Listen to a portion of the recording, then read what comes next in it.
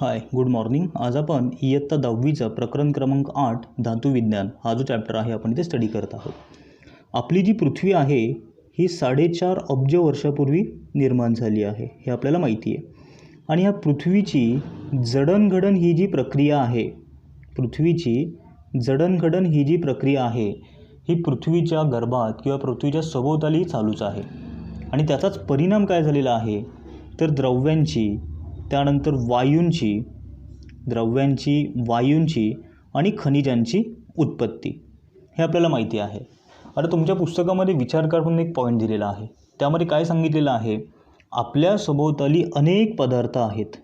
आपल्या सभोवताली अनेक पदार्थ आहेत. हे जे पदार्थ आहे हे कोणत्या ना कोणत्या मूलद्रव्यांच्या स्वरूपात असतील. आता मूलद्रव्य म्हणजे काय सगळ्यांना माहिती आहे, किंवा संयुगांच्या संदर्भामध्ये असतील.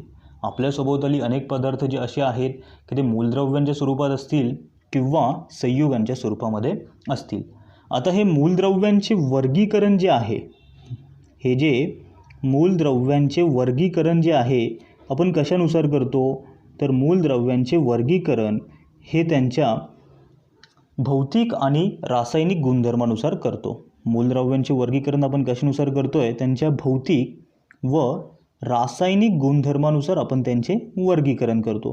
तर इयत्ता 9वीमध्ये आपण पाहिलेलं आहे हे जे मूलद्रव्यांचे वर्गीकरण आहे आपण कोणत्या फॉर्ममध्ये करतोय, धातू, त्यानंतर अधातू आणि धातू सदृश्य, ह्या प्रकारे आपण यांचं इथे वर्गीकरण करतो.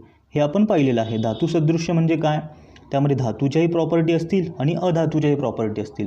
धातूंचेही गुणधर्म असतील आणि अधातूंचेही तिथे गुणधर्म असतील. त्याला आपण काय म्हणणार तिथे, धातू सदृश्य. हे आपण याच्या आधी 9वीमध्येच पाहिलेलं आहे. तर आता आपला चॅप्टर स्टार्ट करूयात. तर पहिलाच पॉईंट तुम्हाला विचारलेला आहे, धातूंचे भौतिक गुणधर्म.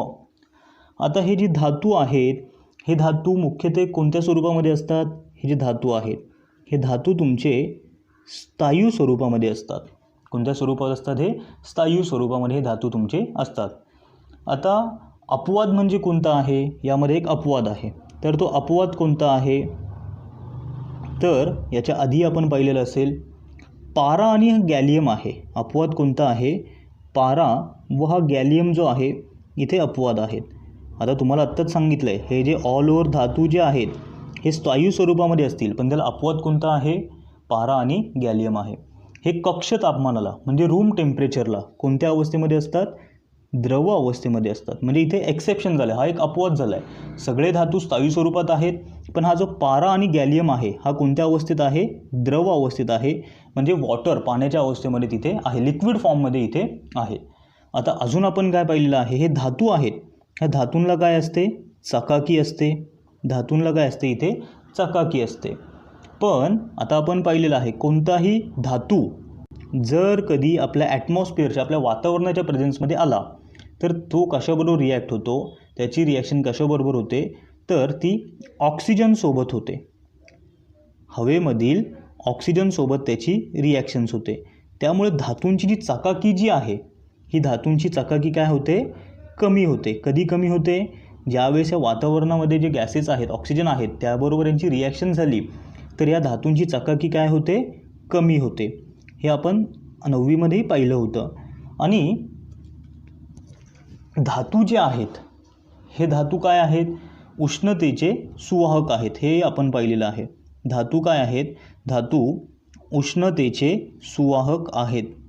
म्हणजे त्याच्यामध्ये हीट पास होते. उष्णतेचे काय आहेत, हे सुवाहक आहे. त्यामधून काय पास करू शकतो आपण, हीट पास करू शकतो. त्यानंतर हे आपण पाहिले धातू उष्णतेचे सुवाहक आहेत. आता सर्व जे धातू आहेत हे धातू कसे असतात, कठीण असतात. सर्व धातू काय आहेत, कठीण आहे. पण यामध्येही एक अपवाद आहे. सर्व धातू कठीण आहे, पण अपवाद कोणता आहे तर गण 1 आणि गण 2 मधील जे मूलद्रव्य आहेत हे सगळ्यांना माहीत असतील. गण 1 आणि गण 2 यामधील जे मूलद्रव्य आहेत हे सगळ्यांना तुम्हाला इथे माहिती आहे. मग गण 1 आणि गण 2 मध्ये कोणते मूलद्रव्य आहेत तर त्याच्यामध्ये असणारा जो लिथियम आहे, त्यानंतर हा जो सोडियम आहे आणि हा इथे पोटॅशियम आहे. आता आपण काय पाहतोय, धातू काय असतात, कठीण असतात, पण त्यामध्ये अपवाद कोणते आहेत, हे 3 आहेत, गण 1 मधले आणि गण 2 मधले, म्हणजे ग्रुप फर्स्ट आणि ग्रुप सेकंड मधले. हे जे धातू याला इथे अपवाद ठरतात. मग हे धातू कठीण असतील का मऊ असतील, तर हे धातू एकदम मऊ असतात. हे धातू काय असतात, एकदम मऊ असतात. आपण यांना सुरीनेही कट करू शकतो, म्हणजे पनीरचे जसे आपण पीस करतो सुरीने, सेम त्या पद्धतीमध्ये याचे पीस करू शकतो. हे आपल्याला माहिती आहे. म्हणजे सोडियम झाला, लिथियम झालं आणि पोटॅशियम इथे काय झालेला आहे, तुमचा अपवाद झालेला आहे. हे तुम्हाला माहिती आहे. तर धातू जे आहेत, ह्या धातूंचा द्रवणांक, धातूंचा जो द्रवणांक आहे आणि उत्कलनांक जो असतो, धातूंचा द्रवणांक व उत्कलनांक जो आहे तो काय एकदम उच्च असतो. धातूचा द्रवणांक आणि उत्कलनांक जो आहे एकदम उच्च असतो. म्हणजे त्याला आपल्याला खूप उष्णता द्यावी लागते. त्याला आपल्याला काय करावी लागते, खूप उष्णता आपल्याला तिथे द्यावी लागते. आणि जर कधी आपण बघितलं, टंगस्टनचं जर कधी एक्झाम्पल घेतलं, ह्या टंगस्टनचा जो द्रवणांक जो आहे सर्वात उच्च आहे, तो किती आहे, 3422 डिग्री सेल्सिअस. तो किती आहे इथे, 3422 डिग्री सेल्सिअस हा हायेस्ट पॉईंट आहे. हा सगळ्यात जास्त द्रवणांक तुम्हाला इथे दिलेला आहे. त्यानंतर पुढे जर कधी आपण बघितलं, सोडियम बघितला, म्हणजे अपवाद तर असणार आहेत, केमिस्ट्रीमध्ये तुम्हाला अपवाद दिसतील. सोडियम असेल, हा पोटॅशियम असेल, त्यानंतर तुमचा आपण पारा बघितला असेल, त्यानंतर गॅलियम तुम्हाला माहीत असेल, काय असेल, सोडियम, पोटॅशियम, पारा आणि हा जो गॅलियम जो असेल, हे जे धातू आहेत यांचा द्रवणांक आणि उत्कलनांक खूपच कमी आहे. यांचा द्रवणांक आणि उत्कलनांक काय आहे, खूप कमी आहेत. म्हणजे हा पण काय झालं, इथे एक अपवाद तुमचा झालेला आहे. आता जर कधी आपण धातू बघितले, आता कोणत्याही धातूवर आपण आघात केला, कोणत्याही धातूवर आपण आघात केला तर त्यापासून काय होतो, एक ध्वनी तयार होतो. कोणत्याही धातूवर आपण काय केला, एक आघात केला तर त्यापासून एक ध्वनी तयार होतो. तर त्यालाच आपण काय म्हणतो तिथे, नादमयता. त्यालाच आपण काय म्हणतो तिथे, नादमयता. हे जे आहे ते कोणते गुणधर्म आहेत धातूंचे, भौतिक गुणधर्म आपण पाहिलेले आहेत. थँक्यू. आपण धातूंचे भौतिक गुणधर्म बघितले. आता आपण अधातूंचे भौतिक गुणधर्म काय आहेत ते पाहूयात. आता हे जे अधातू जे आहेत, काय पाहतो आपण आता इथे, अधातूंचे भौतिक गुणधर्म. हे अधातू जे आहेत हे स्थायू स्वरूपामध्ये, काही अधातू जे आहेत ते स्थायू स्वरूपामध्ये, तर काही कोणत्या स्वरूपामध्ये असतात, कोणत्या अवस्थेत, वायू अवस्थेमध्ये असतात. पण याच्यामध्ये एक अपवाद ठरतो. एक अपवाद कोणता झाला याच्यामध्ये, ब्रोमीन. हा ब्रोमीन जो आहे, हा ब्रोमीन कोणत्या अवस्थेत असतो, द्रव अवस्थेत असतो. त्यामुळे हा काय झाला, इथे अपवाद झालेला आहे. पुढचा जो गुणधर्म, भौतिक गुणधर्म आहे अधातूंचा, तर धातूंला चकाकी अजिबात नसते. धातूंला चकाकी नसते. पण त्याचा पण एक अजून अपवाद आहे. तो अपवाद कोणता आहे, तर हा अपवाद आहे आयोडीन. अपवाद कोणता आहे इथे, आयोडीन. तर आयोडीनला चकाकी असते का, तो चमकदार असतो. त्याचे जे स्फटिक आहेत त्यामुळे, कशामुळे, त्याचे जे स्फटिक आहेत त्यामुळे तो कसा असतो, चमकदार असतो.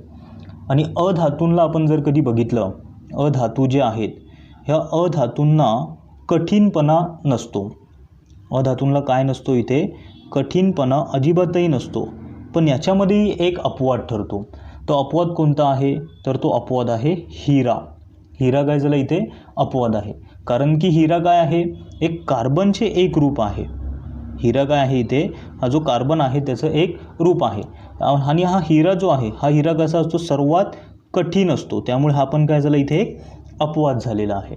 आता जर कधी विचार केला, ह्या अधातूंचा द्रवणांक आणि उत्कलनांक याचा जर कधी तुम्ही विचार केला, अधातूंचा द्रवणांक आणि उत्कलनांक याचा जर कधी तुम्ही विचार केला, तर अधातूंचा द्रवणांक आणि उत्कलनांक काय आहे, सगळ्यात कमी असतो. म्हणजे हा कमी असतो अधातूंचा.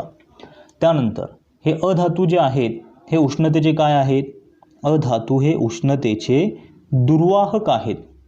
काय आहेत, अधातू उष्णतेचे हे दुर्वाहक इथे आहेत. पण त्याच्यामध्ये एक अपवाद आहे. मग हा अपवाद कोणता असेल, याच्यामध्येही एक काय आहे, अपवाद आहे.